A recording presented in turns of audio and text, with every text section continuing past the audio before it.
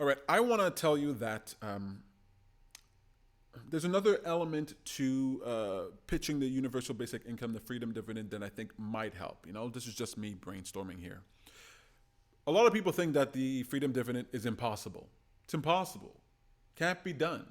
Unrealistic. Impossible. And I understand that, right? When I first heard about the freedom dividend, I thought, what? Really?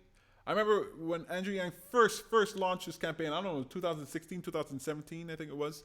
And I remember looking him up and checking out his webpage, and I read it and I thought, wonderful, but never going to happen, right? Never going to happen. Impossible. But when you think about the impossible relative to your children, right? When you think it for yourself, you go, oh, it's impossible, it can't happen.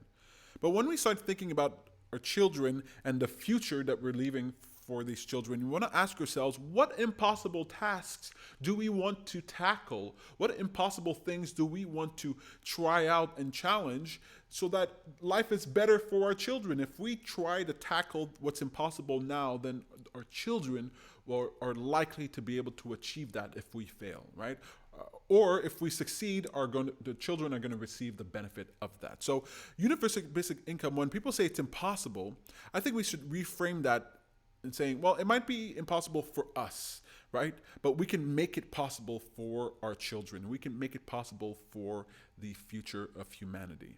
And seeing universal basic income, the freedom dividend, as a sort of like chipping away at the block and making progress so we can pass the baton to the next generation. I think there's something fun about that idea. It's like, yeah, it might be impossible, but it's only impossible now. And the more we give our attention to it, the more we dive into it, the more we talk about it, the more likely it is that the next generations will get it. And you saw that with Medicare for All, right? Medicare for All, Bernie Sanders was talking about it last go around. It seemed like a total joke. And now here we are just a few years later, and everybody is running with it. Well, not everybody, but a lot of people. So, when you think about what's impossible, well, ending slavery might have seemed impossible, right? The getting rid of kings and queens might have seemed impossible. The diseases that we cure might seem impossible. Ending child labor might have seemed impossible at the time, right? The pollution that used to exist in the United States, the pollution that exists before the EPA was created, that it might have seemed impossible to get rid of that. Right? But we tackle those things for the future. You fight for those things despite the fact that they seem impossible for the future, for our children. So I think addressing the seeming impossibility of the freedom dividend by recognizing that we do the impossible on a regular basis, and we do the impossible not necessarily for us, but for those who come after us, for the little ones, for the ones that we care about the most.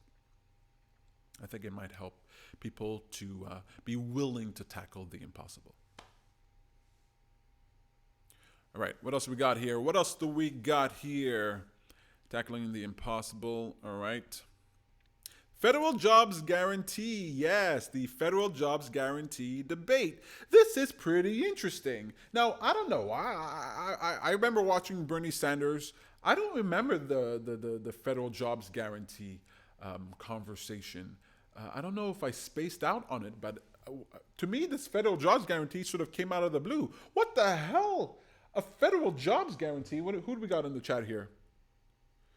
It says, who does a stream at 1 a.m.? It ain't 1 a.m. Where I am. It's 4 a.m. I just been working all day. I got to find a time to squeeze this in, and I didn't want to put it off another day, so here we are. The Babscast says, nice, agree. Thank you so much for watching, you guys. I really appreciate it. Now I don't feel alone. Very cool.